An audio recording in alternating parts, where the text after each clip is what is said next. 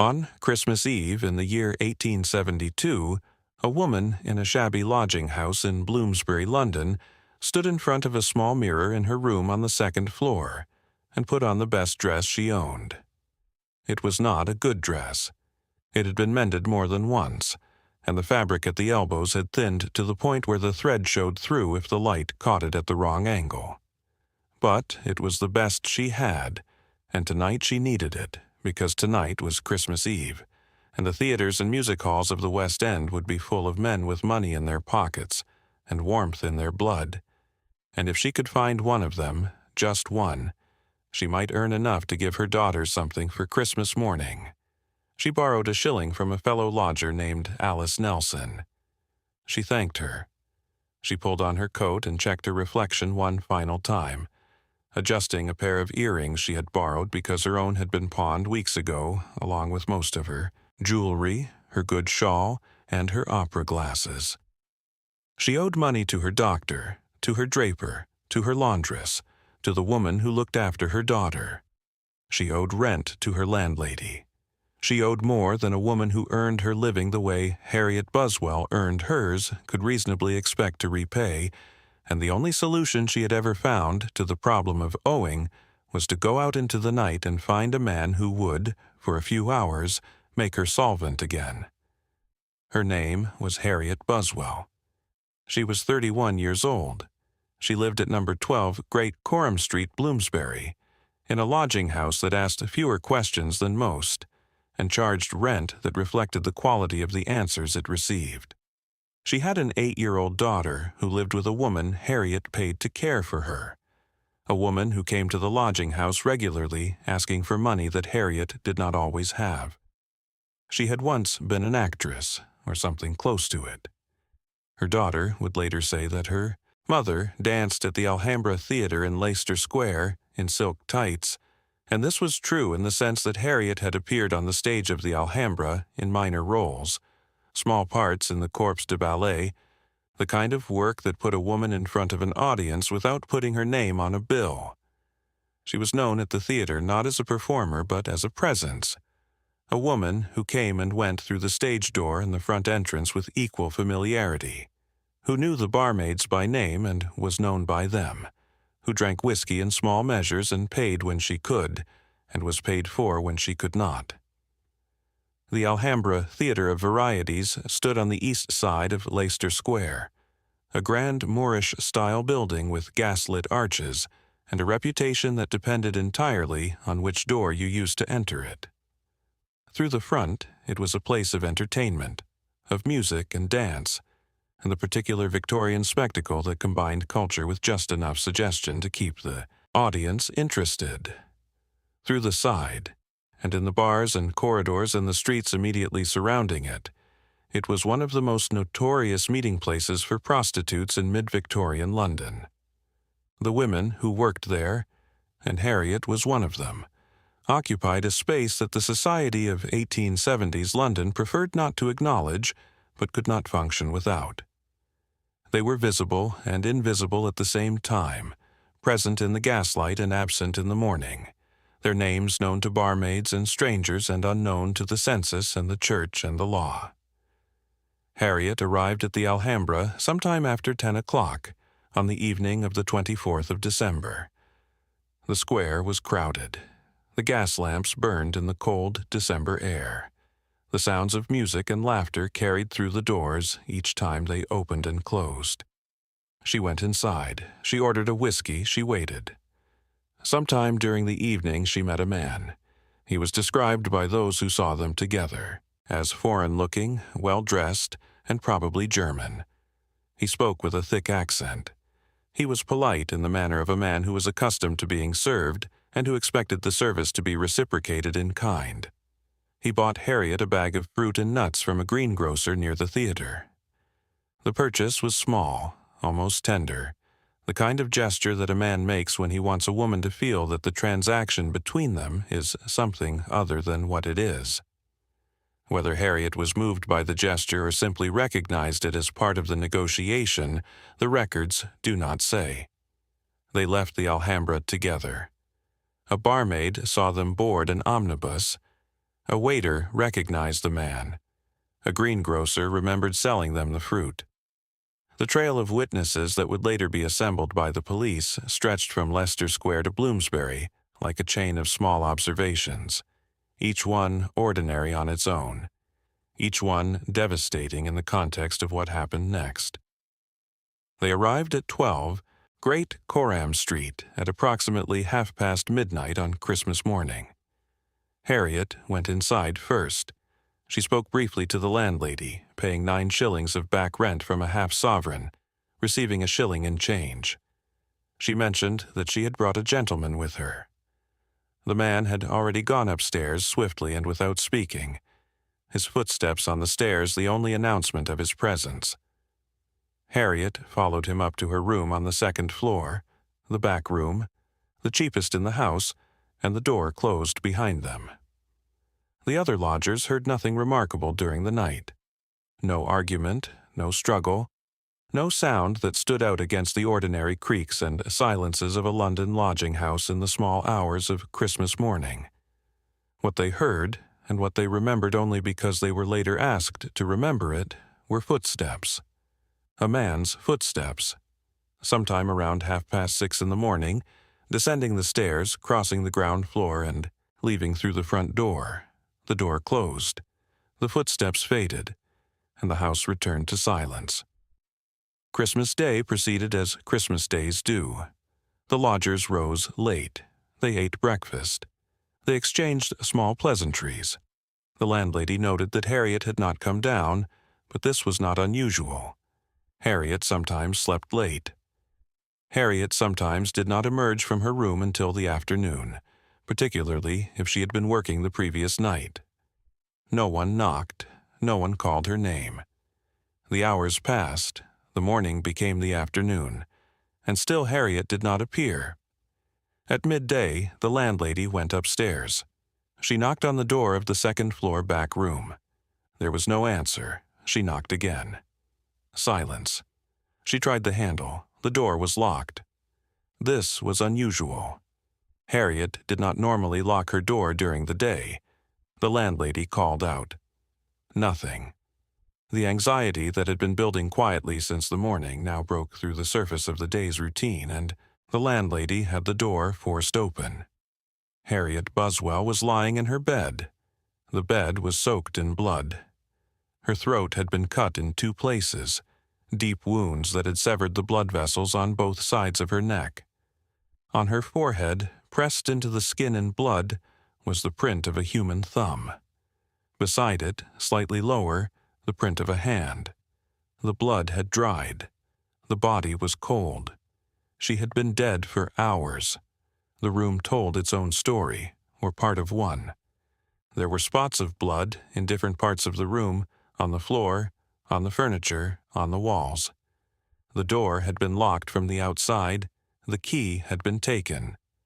Whoever had killed Harriet Buswell had left the room, locked her inside, pocketed the key, and walked down the stairs and out the front door of 12 Great Coram Street, and into the Christmas morning darkness of Bloomsbury.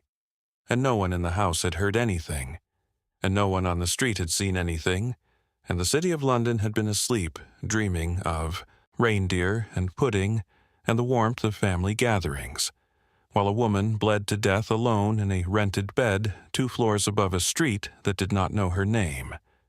Her purse was gone. The borrowed earrings were gone. A few pieces of cheap jewelry were gone. A pawn ticket for 5 pairs of drawers, which is to say 5 pairs of undergarments that Harriet had pawned because she could not afford to keep them, was gone. The killer had taken everything of value, which amounted to almost nothing, because Harriet Buswell had almost nothing, and what she had was borrowed or pawned or owed to someone else. The police arrived. The investigation began, and the City of London, which had been celebrating Christmas with the particular Victorian enthusiasm for festivity and sentiment, was informed by its newspapers on Boxing Day that a woman had been murdered in her bed on Christmas morning, and that the murderer was at large, and that the circumstances of the crime were as distressing as they were mysterious. The press coverage was immediate and extensive. The Times broke the story on the 26th of December. Other newspapers followed within hours. The details were recounted with the precise, clinical fascination that Victorian journalists brought to cases involving violence against women of Harriet's profession. She was described as being connected to a theater. She was described as a girl, though she was 31. She was described in terms that made her profession clear without using the word that would have made it explicit, because Victorian propriety demanded that certain truths be communicated through implication rather than statement, and the readers of the Times understood perfectly what connected to a theater meant. The investigation moved quickly at first. Multiple witnesses had seen Harriet with the foreign man on Christmas Eve. The barmaid at the Alhambra, the waiter, the greengrocer who had sold them fruit and nuts. The descriptions were consistent.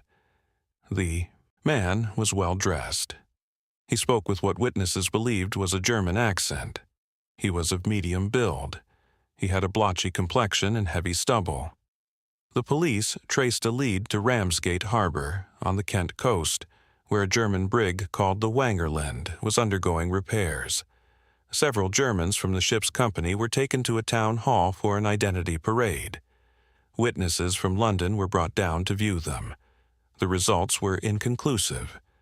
Some witnesses identified a man, others did not. The investigation widened. A stronger suspect emerged. His name was Dr. Gottfried Hessel. He was a German physician and minister who had been staying at a hotel in Ramsgate with his wife while en route to South America. He had made a trip to London on Christmas Eve, staying at Kroll's Hotel in the city. He had been absent from Ramsgate on the night of the murder. And when the police began to investigate his movements, they discovered details that drew the case tighter around him like a net. 3 days after the murder, the chambermaid at the Ramsgate Hotel where Hessel was staying had been given a parcel of laundry by Mrs. Hessel. Inside were 6 or 7 handkerchiefs. Several were stained with blood. One, the chambermaid said, was saturated. On his return from London, Hessel himself had asked the hotel staff for turpentine and a clothes brush. The combination of blood-stained handkerchiefs and a request for cleaning materials, arriving within days of a murder in which a woman's throat had been cut, was the kind of coincidence that the police of 1872 could not ignore. Hessel was brought before the Bow Street Magistrates' Court. A marathon set of identity parades was held. The witnesses were divided. Some picked Hessel out of the lineup with confidence, stating that he was the man they had seen with Harriet on Christmas Eve. Others said he resembled the man but could not swear to it, and a significant number ruled him out completely, stating that the man they had seen was not Hessel and could not have been Hessel. The case faltered. Hessel produced an alibi. A friend testified that he had seen Hessel at Kroll's Hotel in London on the evening of Christmas Eve and had heard him in his room. Hotel servants in Ramsgate gave testimony supporting his presence at the hotel at times that were difficult to reconcile with the trip to Bloomsbury in the middle of the night. And Hessel himself was a man of standing, a physician, a minister, a man traveling with his wife, a man whose reputation and profession placed him in a category of society that the Victorian justice system was reluctant to disturb without certainty. The servant at Great Coram Street who had described the man leaving the house in the early morning had seen him from across the road before dawn with the street lamp extinguished. The identification was weak. The conditions were poor. The magistrate weighed the evidence and declared that Dr. Hessel was certainly innocent. He was released. The London newspapers, which had spent weeks building the case in their pages, now turned on the police for having suspected such an upstanding citizen. The investigation had embarrassed itself. The public sympathy that had briefly gathered around Harriet Buswell's name began to dissipate, replaced by the particular Victorian discomfort that arose whenever the machinery of justice was seen to have inconvenienced a gentleman on the basis of a prostitute's death. Other suspects were investigated and discarded. An Italian newspaper editor named Carati was accused by a man who held a personal grudge against him and was quickly cleared. A Swedish journalist named Sundberg, described as disreputable and capable of speaking English with a German accent, was investigated and dropped. An anonymous letter from a German in Edinburgh pointed to a man named Theodor Gertram, but when Gertram was found, he turned out to be 65 years old and entirely respectable. Each lead collapsed. Each name fell away. The circle of suspects widened and thinned until there was no one left inside it. The case went cold. The file remained open, technically, but no further arrests were made. No further suspects were identified. The murder of Harriet Buswell, which had dominated the London press for weeks, slipped from the headlines and settled into the sediment of the city's memory. One more unsolved crime in a metropolis that produced them with a regularity that the police could manage but could not prevent. And Harriet's daughter disappeared from the record entirely. An 8-year-old girl, cared for by a woman who was paid to look after her by a mother who could barely afford it. When Harriet was murdered, the payment stopped. The woman who had been caring for the child would have been left with a girl she could not afford to keep and a debt she could not recover. Whether the child was sent to a workhouse, taken in by a relative, placed with another family, or simply absorbed into the vast, anonymous population of London's unwanted children, no document that has survived the intervening century-and-a-half records. Harriet Buswell's body was claimed by her brother. She was buried, and the little girl whose mother had borrowed a shilling on Christmas Eve to go out and earn enough to give her a Christmas vanished from the story as completely as the man who had killed her mother. 16 years later, in the autumn of 1888, another series of murders began in the East End of London. The victims were prostitutes. Their throats were cut. The killer was never caught. The press called him Jack the Ripper, and the name entered the English language as a synonym for anonymous, savage, unpunished violence against women who lived on the margins of a society that consumed their labor and discarded their lives. Victorian writers who discussed the Ripper case often mentioned Harriet Buswell in the same breath. The similarities were striking. The victim profile, the method, the failure of the investigation, the willingness of the press to sensationalize the crime while it was fresh and to forget it when it grew stale, the readiness of the justice system to pursue suspects who were convenient and to release suspects who were respectable, and the particular, persistent silence that descended over the lives of the women who were killed, as though the act of murder had not only ended their existence but erased it, removing them from the record with the same thoroughness that the killer had removed them from the world. The ghost of Harriet Buswell was said to haunt 12 Great Coram Street for decades after her death. Whether this was true in any literal sense, or whether it was simply the way that the people of Bloomsbury expressed their awareness that something terrible had happened in that house and that no one had ever been held accountable for it, depends on what you believe about ghosts and about the things that the living leave behind when they die without resolution. The house still stands. Great Coram Street is quieter now than it was in 1872. The Alhambra Theatre was demolished in 1936. Leicester Square has been rebuilt and rebuilt again. The gas lamps are gone. The omnibuses that carried Harriet and her killer from the square to Bloomsbury on Christmas Eve have been replaced by motor buses and underground trains. The world that Harriet moved through, the world of borrowed earrings and pawned shawls and shillings borrowed from neighbors and half-sovereigns earned in rooms that smelled of cheap perfume and desperation, has been dismantled and rebuilt so many times that almost nothing of it remains except the street names and the stories. But the story remains. Not because anyone solved it. Not because justice was served. Not because the man who locked the door from the outside and took the key and walked into the Christmas darkness was ever identified, or punished, or made to answer for what he did to a woman who had gone out that night for no reason more sinister than to earn enough money to give her daughter a Christmas. The story remains because it refuses to be forgotten, because somewhere in the archives of the Metropolitan Police, filed under MEPO 3/114, there are still the bills that Harriet owed, the doctor's invoice, the draper's account, the laundress's receipt, the small paper trail of a woman who lived from debt to debt and from night to night, and who was killed on the one night of the year when the world tells itself that kindness is the only thing that matters. She was 31 years old. She had a daughter she could not afford to raise, and a career she could not afford to leave, and a room she could not afford to keep, and a life she could not afford to lose.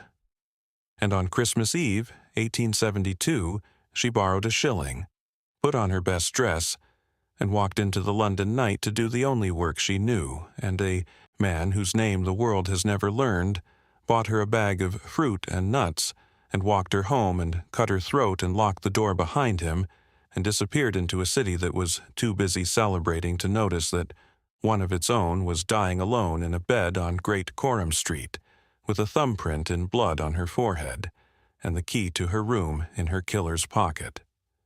The daughter. That is the part of this story that stays with me long after the rest of it has faded. An 8-year-old girl, somewhere in London, on Christmas morning in 1872, waiting for her mother to come. Waiting for the woman who danced at the Alhambra in silk tights, and who borrowed shillings from neighbors, and who pawned her earrings, and who went out into the cold every night so that her daughter would not have to. Waiting through the morning. Waiting through the afternoon. Waiting through the evening. And the mother does not come. And no one tells the daughter why. And the records, which preserved every bill Harriet owed, and every witness who saw her that night, and every handkerchief stained with blood in a Ramsgate hotel, do not record what happened to the child who was left behind. That is the silence at the center of this story. Not the unsolved murder, not the escaped killer, not the failed investigation or the released suspect or the ghost that is said to walk the halls of a Bloomsbury lodging house. The silence is the daughter, the 8-year-old girl who woke up on Christmas morning and whose mother was already dead and whose name the world did not bother to write down. If you are still thinking about that girl right now, if her absence is pressing against you the way it has pressed against me since I first read this case, then tell me something. We know Harriet Buswell's name. We know her killer was never caught, but we do not know what happened to her daughter. Do you think she survived? Do you think she grew up knowing what happened to her mother on Christmas morning in 1872?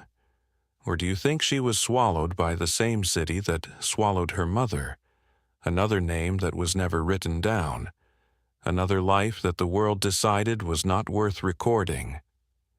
Tell me in the comments what you believe happened to her. And if Harriet Buswell's name deserves to be spoken out loud on Christmas morning, 153 years after she was silenced, then like this video, subscribe to this channel, and turn on notifications so you are here when the next forgotten name finds its way back from the dark. I will see you in the next one.